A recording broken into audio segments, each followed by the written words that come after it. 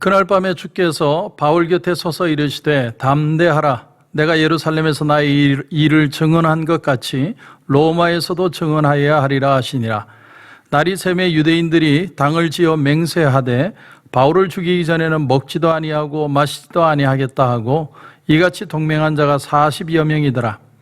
대제사장들과 장로들에게 가서 말하되 우리가 바울을 죽이기 전에는 아무것도 먹지 않기로 굳게 맹세하였으니 이제 너희는 그의 사실을 더 자세히 물어보려는 척하면서 공회와 함께 천부장에게 청하여 바울을 너희에게로 데리고 내려오게 하라. 우리는 그가 가까이 오기 전에 죽이기로 준비하였노라 하더니 바울의 생질이 그들이 매복하여 있다 함을 듣고 와서 영내에 들어가 바울에게 알린지라. 아멘. 밀레의 만종이라는 작품, 아마 여러분들 중에 모르신 분은 없을 겁니다. 석양이 뉘어뉘어지는데 교회 종소리가 들려오고 두 부부가 감사하는 마음으로 그 일손을 놓고 하나님 앞에 기도하는 장면, 그 밀레의 만종, 아마 유명한 그림 아무도 안 보신 분은 없을 겁니다. 근데 그들의 바구니에 자세히 보면 감자가 담겨져 있습니다. 감자. 그런데 어떤 해설에는 이 바구니 안에 감자가 담겨 있었던 게 아니라 사실은 그들 부부의 죽은 아기가 담겨져 있었다. 그런 얘기도 있습니다.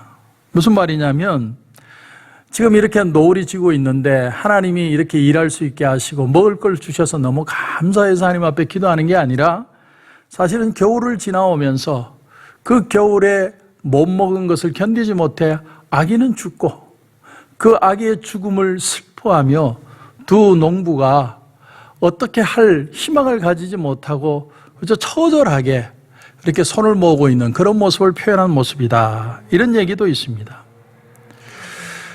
그런데 이런 얘기가 있어요. 이 그림을 그렸을 때 그 밀레의 친구가 그 그림, 죽은 아기의 그림을 보고 충격을 받았다는 겁니다. 그래서 이렇게 그림을 그리면 안 된다. 아무리 힘들어도 이렇게 그림을 표현하면 안 된다.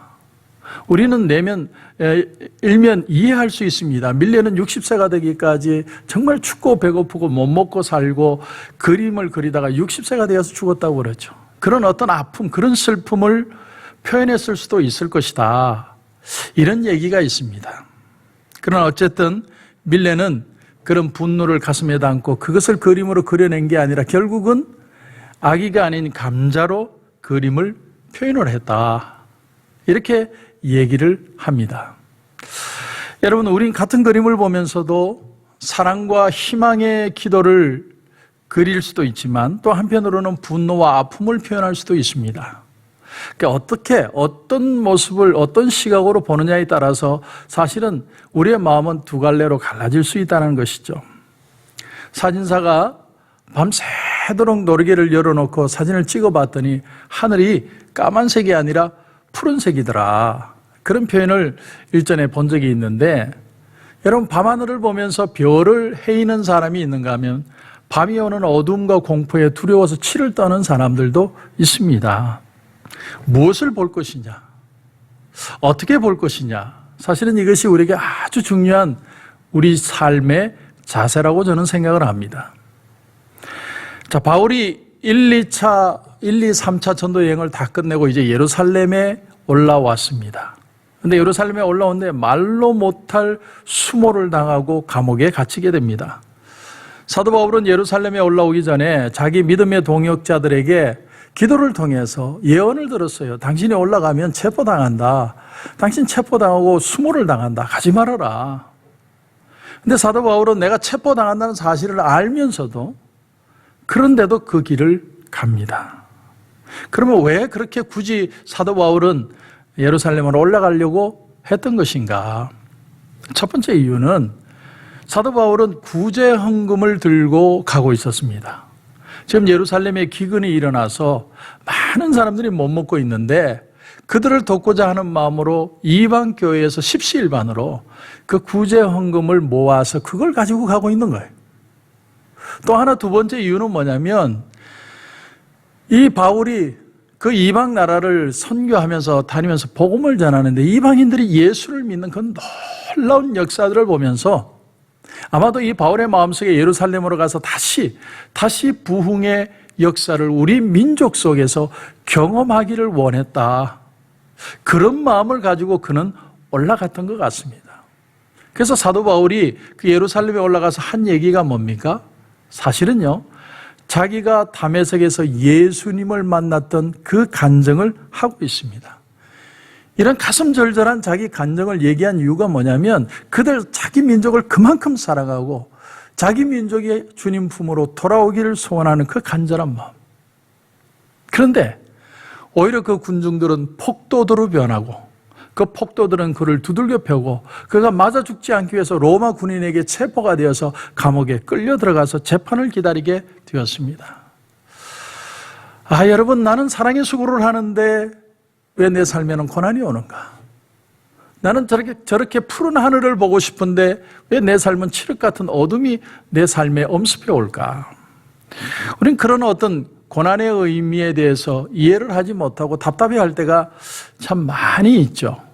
그런 경험을 누구든 다 하게 된다고 생각합니다. 자, 그런 고난의 의미에 대해서 오늘 11절을 보십시오. 11절을 보니까 그날 밤이 언제입니까? 바로 폭도들에 의해서 두들겨 맞고 이 로마 군인에게 체포되어서 감옥에 끌려 들어가 체포돼서 그날 밤에 잠들려고 하는 그날 밤입니다. 그날 밤에 주께서 바울 곁에 서서 이르시되 담대하라. 네가 예루살렘에서 나의 일을 증언한 것 같이 로마에서도 증언하여야 하리라.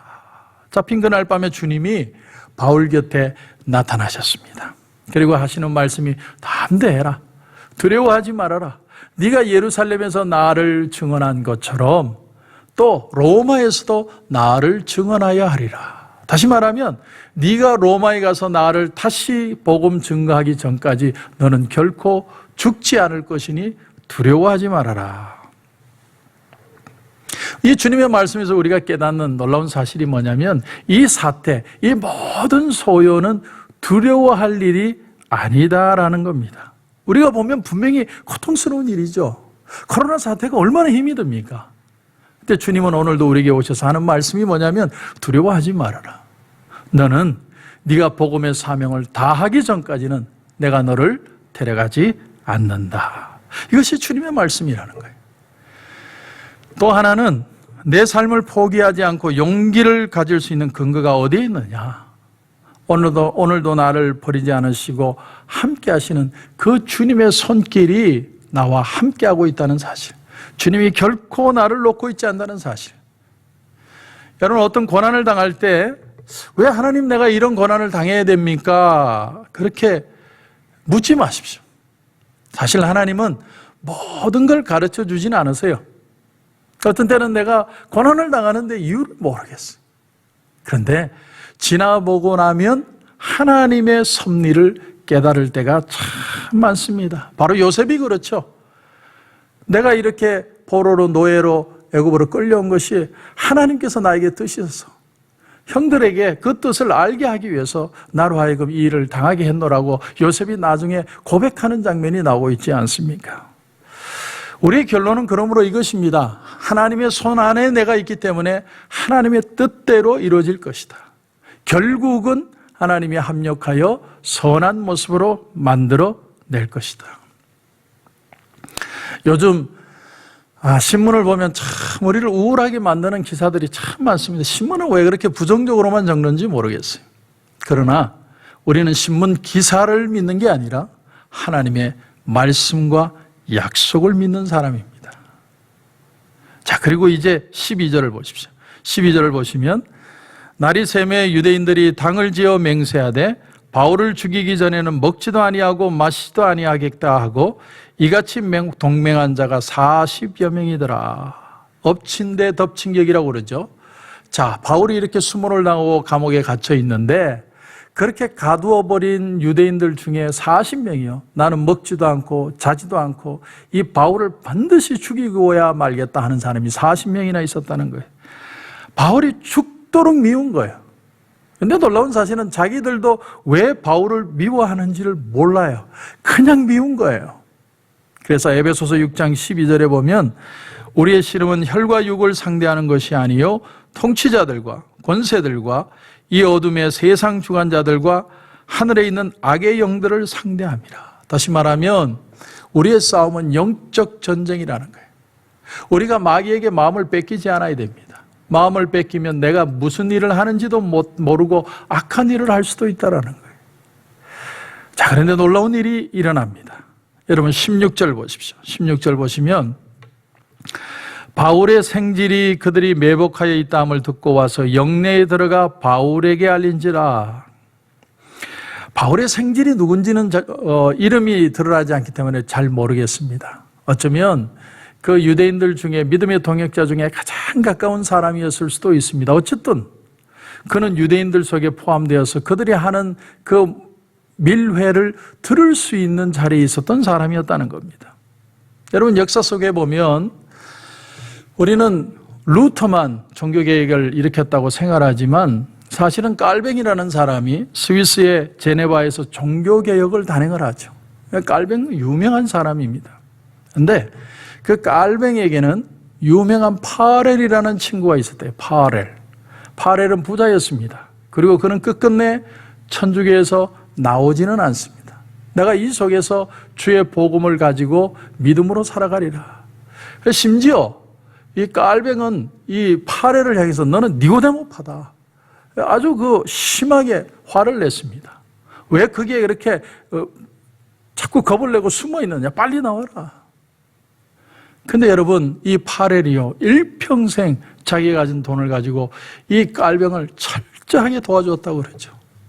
이 파렐이 도와주지 않았으면 깔뱅은 종교개혁에 성공할 수가 없었다고 얘기를 합니다.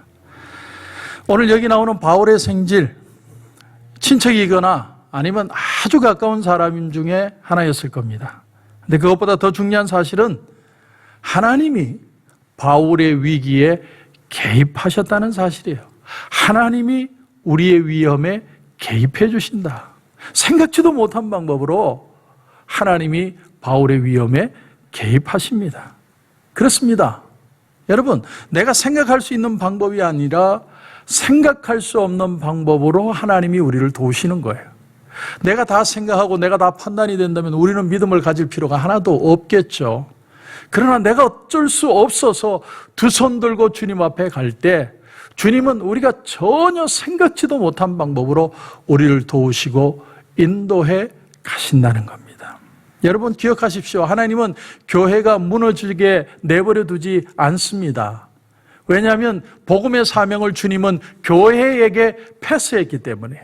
교회에게는 사명이 있기 때문에 절대로 교회는 망하지 않습니다. 그리고 바울은 이 청년을 천부장에게 가게 해서 이 자초지정을 다 얘기하게 합니다. 그래서 우리가 읽지 않았지만 23절을 보면 백부장 둘을 불러 이르되 밤 제3시에 가이사랴까지 갈 보병 200명과 기병 70명과 창병 200명을 준비하라. 자, 밤 3시는 우리 시간으로 하면 밤 9시가 됩니다. 모든 일과 끝난 시간에 다 잠든 시간에 조용히 바울 한 사람을 위해서 보병 200명, 마병 70명, 창병 200명, 도합 470명이 꽁꽁 싸고 그를 호위해서 그를 가이사랴로 데리고 갑니다. 무려 거리가 약 40마일 거리인데 그 40마일을 조용히 급속하게 움직이는 것이죠. 여러분 여기서 우리가 깨닫는 건 뭡니까? 하나님이 바울을 지켜주고 계신다. 왜냐하면 하나님의 사명이 있기 때문입니다. 자, 바울은 감옥에 갇혀 있습니다. 그는 포위되었고 두들겨 맞았습니다. 아직도 맞은 데가 얼얼합니다. 억울합니다. 답답합니다. 그러나 하나님은 그가 죽도록 내버려 두지 않으시고 그의 길을 열고 계십니다. 어디를 향하여? 로마를 향하여. 하나님의 뜻을 향하여 길을 열고 계셨던 것입니다. 여러분 이것을 기억하십시오. 이 풍랑이 나여 더 빨리 갑니다. 우리 고난이 더 하나님의 일이 신속하게 이루어지도록 만들어 주십니다. 여러분 기억하십시오. 고난이 안 오는 게 아니에요. 고난을 우리가 피해갈 수는 없어요. 그러나 고난 속에서도 하나님은 우리를 지켜내신다는 거예요. 왜? 이 복음의 사명을 위하여. 사랑하는 성도 여러분, 아무리 세상이 암울하고 별의별 소식이 다 들려도 두려워하지 마십시오. 그건 주님이 우리와 함께 하시기 때문입니다. 주님의 약속의 말씀을 붙들고 오늘도 승리하시는 저와 여러분이 되시길 주님의 이름으로 축원합니다. 기도드리겠습니다. 하나님 은혜를 감사합니다. 사도 바울에게는 엄청난 고통과 시련이 찾아왔습니다. 그는 자기 민족에게 복음을 증거하기 위해서 자기의 신앙 간증을 했는데 실컷 두들겨 맞고 그리고 감옥에 갇히게 되었습니다. 그러나 그날 밤에 주님은 오셔서 두려워 말라. 너는 복음을 위하여 죽지 않을 것이다. 주님의 말씀을 붙들고 그는 로마를 향해 갑니다. 많은 군사에게 호위되어서 죽지 않고 갑니다. 하나님, 우리도 하나님이 지켜주시는 줄 믿습니다. 12군단도 더 되는 천군 천사를 동원하여 우리를 지켜주시고 믿음으로 승리하는 우리 모든 성도들 되게 하여 주시옵소서. 오늘도 주님 기도하는 가운데 큰 은혜 주실 줄 믿고 예수님의 이름으로 기도드립니다. 아멘.